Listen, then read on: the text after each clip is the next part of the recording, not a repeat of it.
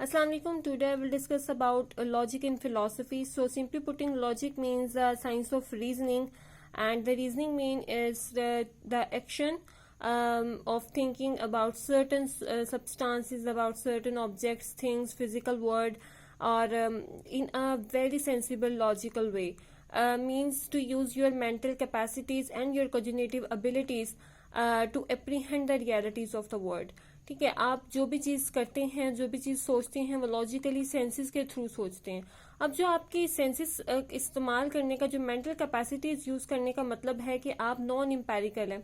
जो लॉजिक होता है ये बिल्कुल नॉन इम्पेरिकल साइंस है. ठीक है, लाइक मैथमेटिक्स है जिसको किसी ने देखा नहीं है. 2+2=4 है, लेकिन आप देखें कि कभी आप थ्योरेटिकल उसका बाद में आप उसका जो ऑब्जर्वेशन है, अगर वो आप 2+2 सेब रख देते हैं और फिर उसके बाद आप कह देते हैं कि 4 एप्पल्स हैं, तो दैट इज वो उसका एक डिमॉन्स्ट्रेशन है. ठीक है, एक कॉन्सेप्ट की डिमॉन्स्ट्रेशन है. अगर वैसे देखा जाए तो 2+2=4 इज लॉजिकली करेक्ट. ठीक है, वो ये कहते हैं कि जो लॉजिक का काम है वो ये नहीं है कि वो मेंटल प्रोसेसेस को देखे, क्योंकि जो आपकी थिंकिंग होती है वो आपका माइंड कर रहा होता है. जब डेकार्ट की बात करते हैं ना कि आपका जो इंसान है वो एक थिंकिंग एंटिटी है, तो वो ये कहता है कि वो मेंटल, यानी कि उसमें जो मेंटल प्रोसेसेस हैं वो सारे थिंकिंग से रिलेटेड होते हैं उसके. ठीक है, तो जो आपका लॉजिक है ना वो आपका सारा थिंकिंग से रिलेटेड होता है. इसलिए सारी आपके नॉन इम्पेरिकल साइंसेज होती हैं, लेकिन ये मेंटल प्रोसेसेस को नहीं डिस्कस करता, जो कि साइकोलॉजी वगैरह चीज डिस्कस करती है. वो ये कहते हैं कि जो असल में लॉजिक का काम क्या है. लॉजिक का काम ये है कि आपको सही और गलत रीजनिंग के बारे में डिस्टिंग्विश कर देना. ठीक है, आपको ये पता होता है कि आपकी रीजनिंग सही है, आपके आर्ग्यूमेंट सही हैं या वो गलत है. कहता है कि how do we recognise our rationality. इंसान ने हमेशा से ये कोशिश की है कि ना क्योंकि वो इंसान दूसरे जितने भी हमारे दूसरे जानदार हैं, एनिमल्स हैं, प्लांट्स हैं, हम लोग उनसे बहुत मुख्तलिफ हैं. हम लोगों में जब रैशनल चीज दी गई है ना, हम लोगों में रैशनल कैपेसिटी रखी गई है, तो वो कहता है कि इंसान किस तरह से रिकॉग्नाइज करता है रैशनैलिटी को अपनी. वो कहता है कि जब इंसान come into contact with different things in its present experience में आता है, जब वो दूसरी चीजों के साथ में, तो फिर वो आर्ग्यूमेंट्स देता है, वो एक क्लेम बना लेता है पहले चीजों को लेके, और उसके बाद में वो उस क्लेम को प्रूव करने के लिए सर्टेन आर्ग्यूमेंट्स देता है. अब वो आर्ग्यूमेंट्स लॉजिकली सही भी हो सकते हैं और लॉजिकली गलत भी हो सकते हैं. इन आर्ग्यूमेंट्स लॉजिकली सही है या गलत है, इसकी पहचान आपको लॉजिक देता है. सो लॉजिक में हम कुछ चीजें जो डिस्कस करते हैं वो होते हैं इन्फेरेंसेस एंड आर्ग्यूमेंट्स. इन्फेरेंस का मतलब ये होता है जो कंक्लूजन्स होते हैं. ठीक है, so to draw conclusions from premises. आपके पास कुछ प्रेमिसेस होते हैं, उससे आप कंक्लूजन्स को ड्रॉ करते हैं. फॉर एग्जाम्पल, यू सी है स्मोक. ठीक है, आपने कहीं पर देखा कि धुआं है और आपने ये इन्फर कर लिया कि वहां पर क्या होगी, वहां पर फायर होगी. अब ये आपने कंक्लूजन आपने देखा कि वहां पर स्मोक है. अब आपके मेंटल प्रोसेसेस काम कर रहे हैं. आपने ये सोचा कि अगर वहां पे धुआं है तो इसका मतलब है वहां पर आग है. ठीक है, इस बात को आप कहते हैं इन्फर करना, यानी कि कंक्लूड करना. इसके अलावा अगर आप देखें तो ये count 19% in a group that originally had 20%. ठीक है, अब आप ये कंक्लूड करते हैं, ये इन्फर करते हैं कि 1% जो है वो मिसिंग है. लेकिन इसके बरक्स जो आर्ग्यूमेंट्स होते हैं वो क्या होते हैं. आर्ग्यूमेंट्स होते हैं कलेक्शन ऑफ स्टेटमेंट्स. ठीक है, अब स्टेटमेंट्स खाली क्या होती हैं. स्टेटमेंट्स होती हैं जो आपके डिक्लेरेटिव सेंटेंसेस होते हैं. ठीक है, आप स्टेटमेंट्स के तौर पे जब आर्ग्यूमेंट्स यूज करते हैं ना, तो आप उसमें कोई भी इंट्रोगेटिव इम्पेरेटिव सेंटेंसेस यूज नहीं करते, बल्कि आप डिक्लेरेटिव सेंटेंसेस यूज करते हैं. फॉर एग्जाम्पल, अगर आप कह रहे हैं the sun rises from the east, तो आपको पता है कि सन जो है वो ईस्ट से राइज कर रहा है और वेस्ट में वो सेट डाउन कर रहा है. वो कहते हैं कि जब आपको ये पता है ना, अब ये डिक्लेरेटिव सेंटेंस है, लेकिन अगर आप उसके बाद ये आपका पहला प्रेमिस बन जाएगा. ठीक है, अब उसके बाद आप दूसरा प्रेमिस दे रहे हैं कि क्योंकि आपने ऐसा देखा. ठीक है, ये आप समझ लें कि आपका दूसरा प्रेमिस है, ये आपका आर्ग्यूमेंट है, ये आपका स्टेटमेंट है. ठीक है, फिर आप एक कंक्लूजन देते हैं. अब ये जो सारी चीजें हैं ना आपकी, ये कलेक्शन ऑफ स्टेटमेंट्स हैं, ये आपके सारे आर्ग्यूमेंट्स हैं. ठीक है, बेसिकली जो प्रेमिस 1 है, प्रेमिस 2 है, प्रेमिस 3 है, बेसिकली ये हैं तो सारी स्टेटमेंट्स ही, लेकिन आप इनको लॉजिकल वे में और इनको फिलोसॉफिकल वे में कहते हैं प्रेमिसेस. ठीक है, और सी मतलब आपका कंक्लूजन क्या है इन स्टेटमेंट्स से जो निकला, इन प्रेमिसेस से जो निकला है. आप ये कहते हैं कि इनका कंक्लूजन है ये, बट सिंपली पुटिंग के आर्ग्यूमेंट क्या होते हैं, it's a collection of statements. ये सारे की सारी स्टेटमेंट्स मिलके आपका आर्ग्यूमेंट बना रही हैं, जिसमें प्रेमिसेस भी आता है, जिसमें कंक्लूजन भी आता है। अब हम देखें तो हमारे पास लॉजिक जो होता है वो डिडक्टिव होता है और इंडक्टिव लॉजिक होता है। अब जो डिडक्टिव लॉजिक होता है ना, उसमें आप ये कहते हैं कि आप एक स्टेटमेंट बनाते हैं, ठीक है।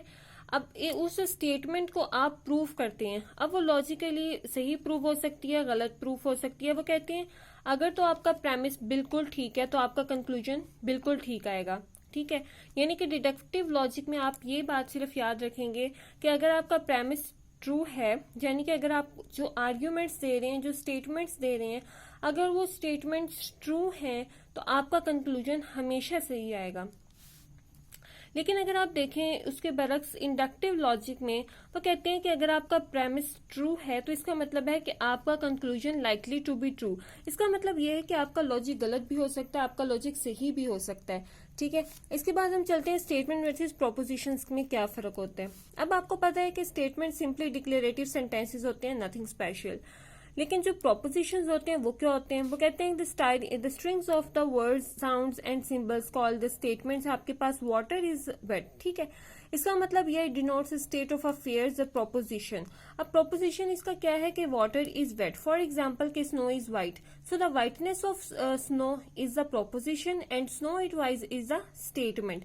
सो इन लॉजिक में हम लोग डील करते हैं स्टेटमेंट्स के साथ, ठीक है, क्योंकि जो चीजें हमारी ऑब्जर्वेशन में आ रही होती है ना, उन चीजों के साथ डील करना थोड़ा आसान होता है, बजाय इसके कि हम मियर एब्स्ट्रैक्शन में जाके काम करेंगे। The whiteness of the snow, it's quite difficult to handle that, ठीक है।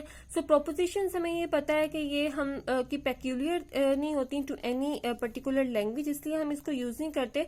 और ये भी कि single proposition can be express by different sentences. For example अगर आप कह रहे हैं वाटर इज वेट, तो आप इसको इंग्लिश में कह रहे हैं, देन आप इसको जर्मन में कह लें, देन आप इसको हिंदी भाषा में कह लें, देन आप इसको उर्दू जुबान में कह लें, ठीक है। तो आप इसको डिफरेंट जुबानों में कह सकते हैं, लेकिन जो स्टेटमेंट होती है ना वो आप किसी एक ही लैंग्वेज में दे रहे होते हैं, ठीक है। इसके बाद आप देखें कि वैलिडिटी एंड इनवैलिडिटी ऑफ आर्ग्यूमेंट्स हमें कैसे पता चलता है।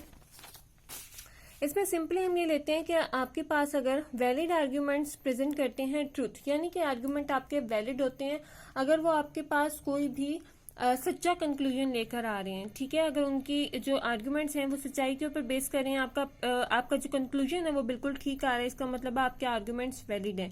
अब वो कहते हैं कि अगर आर्ग्यूमेंट साउंड है तो इसका मतलब ये है कि आपके जो रिजल्ट आ रहा है वो वैलिड है, आपके जो आर्ग्यूमेंट्स हैं वो वैलिड भी हैं और प्रेमिसेस भी ट्रू हैं। अच्छा, इसमें हमारे पास ना कुछ होते हैं फंडामेंटल लॉज ऑफ लॉजिक। वो कौन से हैं? 3 तरह के हमारे पास फंडामेंटल लॉज होते हैं। एक है लॉ ऑफ आइडेंटिटी, एक है लॉ ऑफ नॉन कॉन्ट्रडिक्शन और तीसरा है लॉ ऑफ एक्सक्लूडेड मिडल। अब इसमें क्या होता है कि लॉ ऑफ आइडेंटिटी क्या होता है कि अगर स्टेटमेंट ट्रू है ना, इट इज ट्रू, यानी कि for example A equal to A, ठीक है। यानी कि black is black, black can not be white, black would be black always and white would be white always, ठीक है।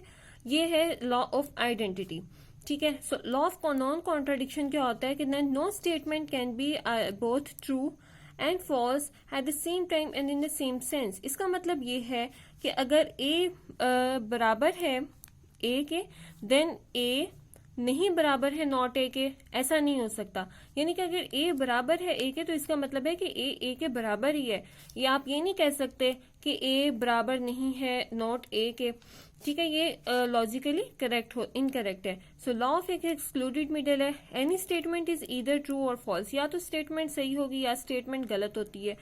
अगर ए ट्रू है तो इसका मतलब है वो ट्रू है, वो उसी टाइम पे फॉल्स नहीं हो सकता, ठीक है। इसमें हमारे पास जो फॉर्मल लॉजिक टाइप्स हैं, इसकी फॉर्मल और इनफॉर्मल लॉजिक होता है, ठीक है। फॉर्मल लॉजिक में हम लोग 2 चीजों को डिस्कस करते हैं, डिडक्टिव और इंडक्टिव लॉजिक को, और इनफॉर्मल लॉजिक हमारा जो आजकल जिसको हम क्रिटिकल थिंकिंग कहते हैं, ठीक है। इसके ऊपर कभी हम फिर बात करेंगे। नाउ सिंपली के लॉजिक और फिलोसफी का आपस में क्या ताल्लुक है। अब आपको पता है कि हम लोग जब फिलॉसफी है ना वो शुरू होती है महज थिंकिंग से, थॉट प्रोसेसेस हैं सारे, ठीक है। उसके बाद आप आर्ग्यूमेंट्स बना रहे होते हैं, डायलेक्टिक्स क्रिएट करते हैं और आप डिस्कशन में चले जाते हैं। कहते हैं कि टू आंसर डिफरेंट क्वेश्चंस को हम लोग इस्तेमाल जब आंसर करना होता है तो लॉजिशियंस बहुत सारे मेथड्स, बहुत सारी टेक्निक्स और बहुत सारी प्रोपोजिशंस यूज करते हैं, ठीक है, और वो बहुत सारे ये लॉजिकल सिस्टम्स सब कुछ इस्तेमाल करते हैं। अब ये कहते हैं कि back their arguments with reason. अब वो कोई भी जब क्लेम करते हैं ना, उस क्लेम को प्रूव करने के लिए उसके पीछे आर्ग्यूमेंट्स देते हैं। अब आर्ग्यूमेंट्स देना क्या है, वो लॉजिक का काम है, वो लॉजिकली आर्ग्यूमेंट्स देते हैं और उसमें रीजनिंग देते हैं। वो कहते हैं कि जब आप एक डिस्कशन में चले जाते हैं ना, कि आप एक फिलोसोफर हैं, उन्होंने किसी क्लेम को लेके कुछ आर्ग्यूमेंट्स दिए, अब दूसरा फिलोसोफर उसी चीज को स्टडी करेगा और उस फिलोसोफर के आर्ग्यूमेंट्स को भी स्टडी करेगा, फिर उसको वो क्रिटिसाइज कर सकता है, उसके इसके जो क्लेम्स हैं उसको या उसके आर्ग्यूमेंट्स हैं उसको इंडोर्स कर सकता है या फिर उसको निगेट कर सकता है। तो वो कहते हैं कि ये इस तरह से वो भी अपने आर्ग्यूमेंट्स देगा। इसका मतलब ये है कि आपके पास जो फिलोसफी है वो प्रोग्रेस करती है during the exchange of arguments. So this was a short lecture on logic. I hope you enjoy the lecture. If you have any question, अगर आपको कोई भी चीज़ समझ नहीं आई है तो आप दोबारा पूछ सकते हैं। Till then, take care. अल्लाह हाफिज़।